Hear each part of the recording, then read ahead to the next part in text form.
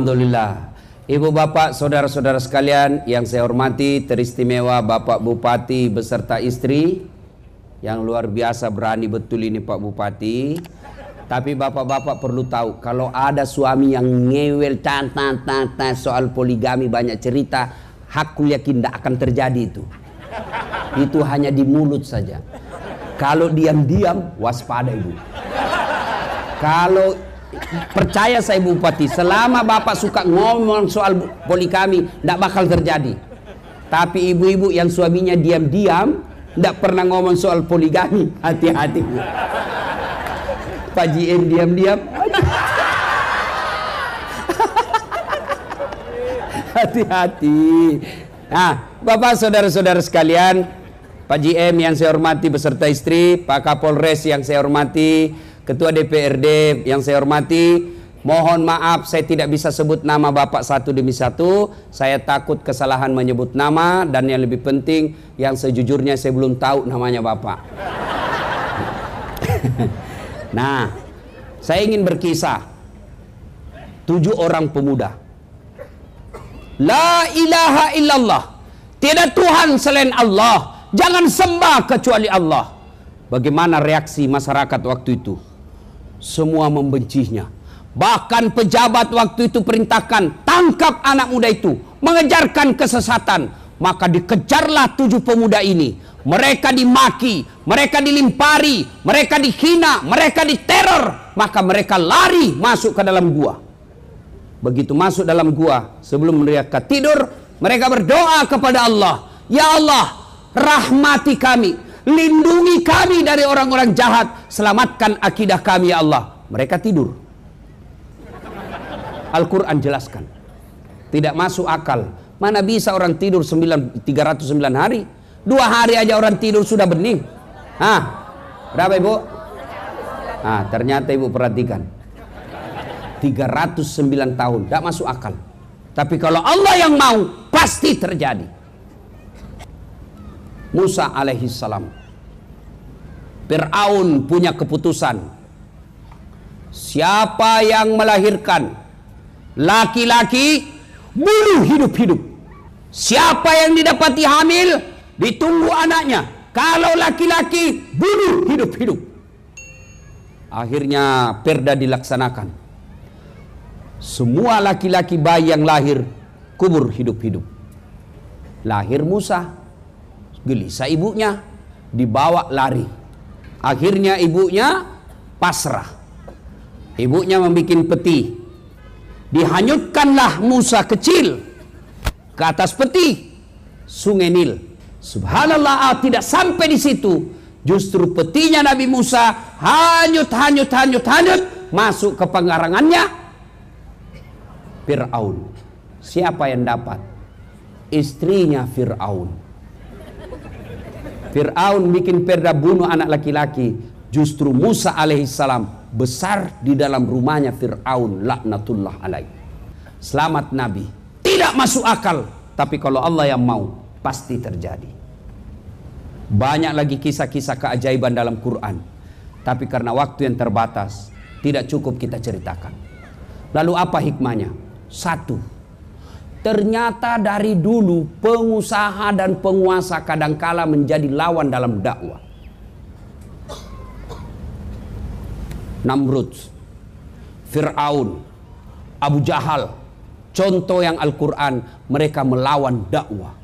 Tapi alhamdulillah di Cilacap, bupati kita mendukung dakwah.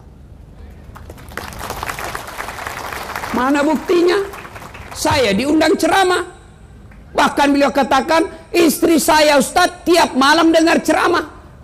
Saya tidak tahu apakah setelah itu ibu ikhlas suami kawin lagi. Itu efek yang lain. Tiap malam, alhamdulillah.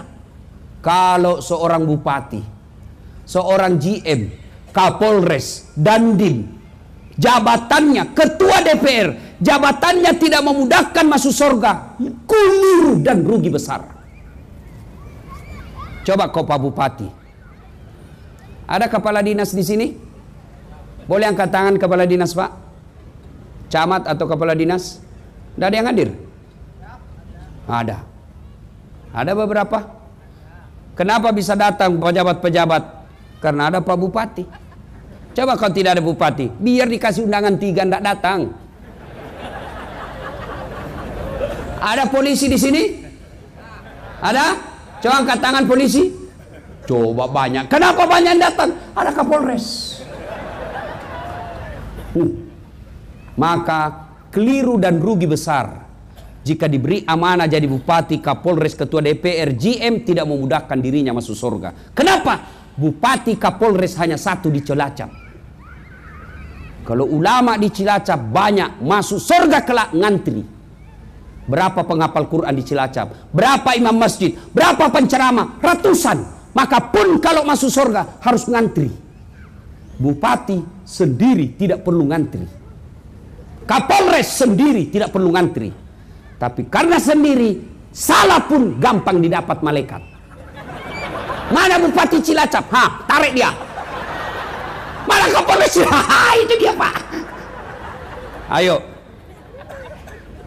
Pak, jadikan jabatan untuk memudahkan diri Bapak masuk ke dalam surga.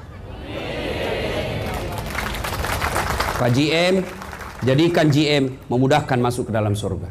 Coba kalau Pak Bupati pergi salat subuh, Assalamualaikum warahmatullah, Assalamualaikum warahmatullah. Pak Bupati cari, mana ini kepala dinas PU? Tidak pernah juga saya dapat berjamaah di masjid. Satpol PP, polisi setengah. Kan polisi setengah itu Satpol PP. Sampai-sampai saya pernah begini, ada komandan Satpol PP, dia bilang, Ustaz, gara-gara ceramahmu banyak Satpol PP ceramah. Digugat cerai, digugat sama istrinya. Kenapa? Istrinya keberatan. Karena bukan kau pale polisi, kukira kau polisi, ternyata kau polisi setengah. Satpol PP lapor sama kepala dinas PU. Pak Kadis, tadi subuh Bapak dicari sama Pak Bupati. Beliau katakan, ini kepala dinas PU tidak pernah juga didapat di masjid. Besok Pak, subuh jam 4, setengah 4 sudah ada di masjid.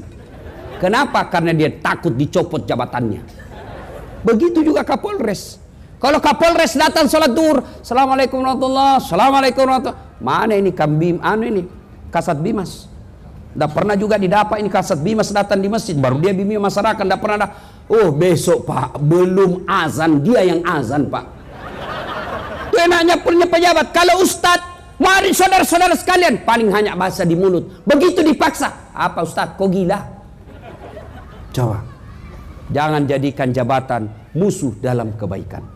Jabatan Pak ada batasnya, Kapolres ada batasnya, Bupati ada batasnya. Apa batasnya? Pensiun. Bapak Kapolres naik, apa batasnya? Pensiun. Begitu Bapak pensiun, masih boleh pakai baju dinas pangkat. Bapak pakai dikira orang gila. Coba Pak. Tapi Ustadz tidak ada pensiunnya. Ayo, satu, jadikan jabatan Bapak dari hikmah kisah ini, jangan memusuhi kebaikan. Jadikan jabatan yang Bapak miliki mempermudah kebaikan. Maka insya Allah kebaikan itu akan memudahkan Bapak masuk dalam surga. Bagaimana menjadikan jabatan itu menjadi kebaikan? Jangan takabur, jangan sombong. Jangan mentang-mentang bupati mau sombong. Apa bupati? 2 periode Pak, 10 tahun. Lepas itu wabillahi taufiq wal hidayah. Ganti lagi Pak. Bupati aja tidak boleh sombong, apalagi kamu yang pengangguran. Tapi tadi saya lihat-lihat Pak Bupati, saya ini belum 2 jam saya kenal beliau, tapi rasanya akrab betul. Saya lihat beliau tadi sambutan, saya bilang ini Pak Bupati pasti tidak tahu marah ini orangnya. Senyum aja di mobilnya, senyum-senyum. Saya bilang pantas awet muda. Kalau saya Pak Bupati, bukan saya kata Bapak tadi, lihat saya lebih muda lagi Pak. Saya ditanya kenapa Ustadz awet muda? Karena saya selalu cita-cita poligami. Cita-cita aja. Karena kalau kita cita-cita Pak, selalu kita rapi, bersih pakai parfum. Tapi kalau tidak ada cita-cita, sisir pun tidak lagi, tidak mau pakai parfum. Sudah ada istri saya. Maka cita-citalah saja Pak. Kalau dikabulkan alhamdulillah. Kalau tidak ya nasib. Tapi bu, serius ini bu. Suami itu tergantung istri. Wallah. Tergantung istri. kalau istrinya sopan bicara, istrinya berpakaian yang baik ketika ada suaminya, tidak pernah bicara bantah suami. Saat suaminya masakannya sudah siap, wanita manapun yang menggodanya tidak akan tergoda. Kenapa? Karena ada bidadari di rumahnya. Pasti. Tapi ini suka ngomel, malas masak, penampilan ala kadarnya. Kita pulang, la haula wala quwata illa billah. Daster 3 hari tidak dicuci, kelihatan tali BH, rambut digulung-gulung pakai plastik, muka dikasih bedak putih, dikasih pula itu timun matanya, lalu dia cabut bulu keteknya di depan televisi. Bagaimana kita tidak stres? Dikasih tahu, ibu ganti-ganti tuh dastermu, kelihatan semua tali BH. Apa dia bilang? Jangan lihat BH-nya, yang penting rasanya, bung. Cobalah kalau pulang suami, bu, sambut suami. Apalagi ibu yang polisi suaminya. Coba kasihan itu lihat bapak polisi. Coba lihat itu bapak polisi. Rasanya ndak ada enaknya hidupnya. Di kantor dimarah-marahi sama komandan. Siap salah komandan, siap salah, tembak pantatnya. Siap salah komandan. Di warung kopi baru masuk dicurigai lagi, minta ditraktir, minta ditraktir. Ngapa itu enak? Enggak. Di jalan ngirup oksigen bau. Sampai lagi di rumah dimaki-maki lagi sama istrinya. Kenapa kau tidak lawan? Bodohin. Apa dong dilawan? Nah, dia Kapolres. Coba lihat kasihannya itu polisi. Coba kalau polisi istri kita pulang dimarah sama komandan, sabar bang, memang begitulah jadi polisi. Insya Allah kalau abang sabar, insya Allah akan menjadi amal. Masa abang yang mau marah sama Kapolres? Sudahlah, memang begitulah takdirnya. Sudah. Lalu ibu peluk dia sambil menyanyi, bila kamu di sisiku, hati rasa syadu. Lambat laun buka baju. Suami marah-marah, ibu peluk. Suami ibu marah-marah, peluk lagi dari belakang sambil menyanyi, insaflah wahai man. Tenang, jangan malah pura suaminya sudah pensiun batu-batu, dia pangkulah suaminya sambil menyanyi, dia usap-usap rambutnya. Bila Israel datang menjemput.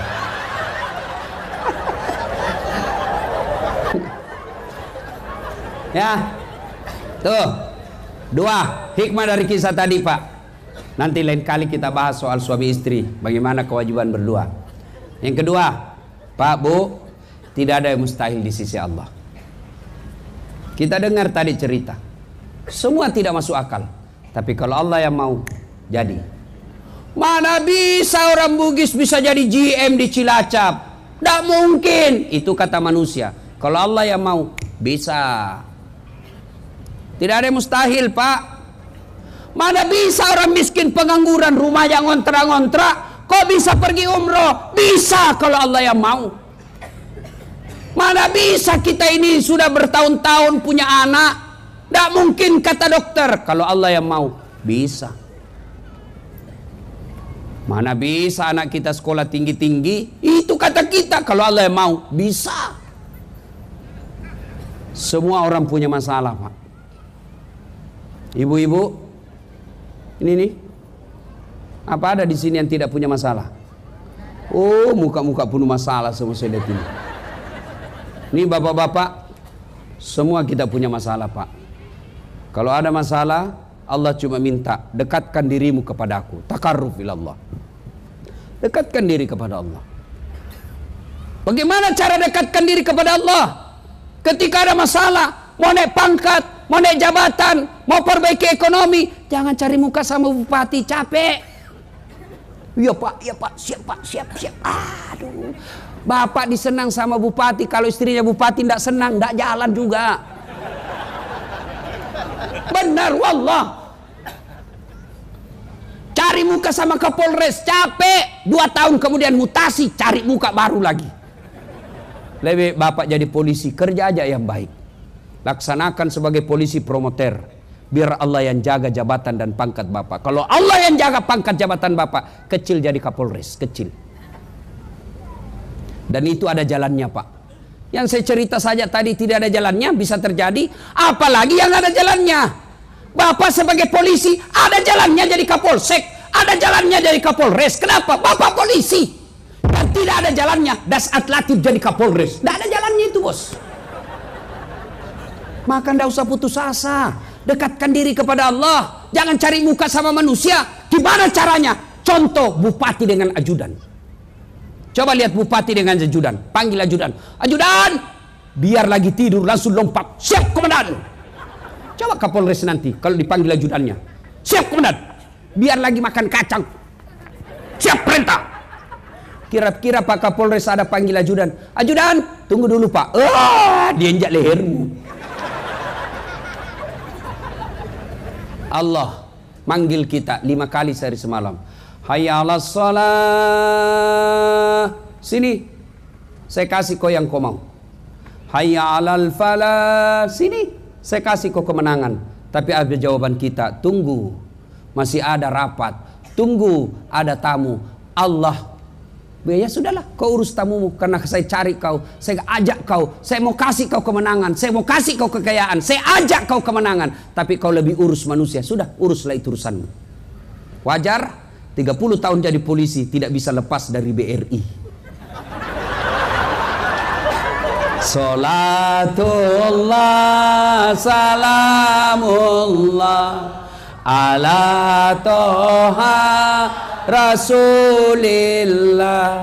Salatullah salamullah ala Yasin. Bu-ibu, ibu nih sengsara. Suami kok jelek sifatnya, makin kesini makin hilang sifat baiknya yang dulu kita kenal. Jangan curhat di medsos. Ibu ambil sajadah, ngadu kepada Allah dalam solat. Namanya solat hajat. Selesai solat hajat, ngadulah ibu.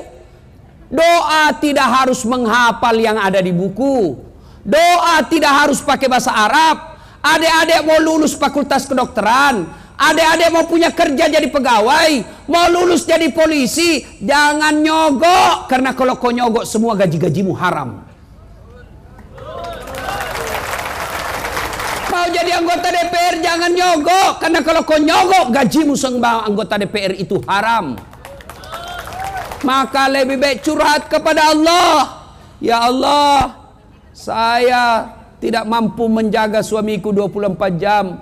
Engkau yang maha menjaga ya Allah. Tidak mungkin saya bisa memarahinya. Aku tidak punya kuasa di hadapan suami saya Allah. Tapi Engkau yang punya kuasa segala-galanya. Bimbing dan tuntun suami saya Allah. Pelihara cinta dan kasih sayangnya. Palingkan hatinya kepadaku. Buat dia pusing kalau dia tidak lihat saya dalam 2 jam. Allah kabulkan. Hei bu. Kenapa doa kita biasa tidak dijawab? Karena kita hanya berdoa di medsos. Bukan berdoa dalam sholat. Update status, ya Allah lindungi suamiku. Ya Allah murahkan rezekinya. Di status, sibuknya itu Tuhan mau baca statusmu. Yang ketawa, saya serius ini. Maka ibu, yang kedua, kenapa doa tidak diijabah Allah? Karena ibu berdoa tidak paham apa yang ibu minta. Tapi dia bahasa Arab, bingung malaikat. Apa maksudnya ini ibu? Dia mau suaminya setia tapi doa dia baca doa minta hujan. Bingung makanya.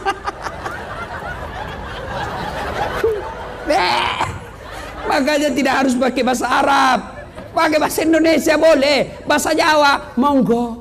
Oh my God. Please help me my mother. Oh my God.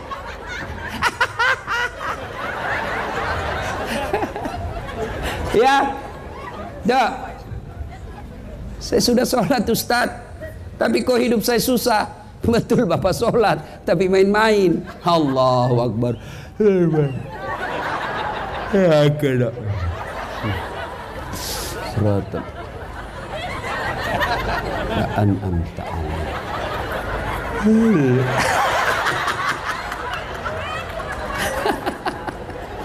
Yo, ibu, ada tanya saya, Ustaz, bolehkah sholat tidak pakai BH? Apa ibu? Panas di rumah Ustaz, baru pulang pasar. Sudah mau habis asar, jadi saya sholatlah kepanasan. Boleh pakai B, tidak pakai B, boleh ibu, sah. Tapi ibu namanya ndak beradab. Boleh sah sholatnya, tapi tidak beradab. Ibu menghadap bupati tidak pakai BH. Mohon maaf Pak Bupati, saya buru-buru dilempar kok sama istrinya. Kurang ajar ini menggoda suami saya.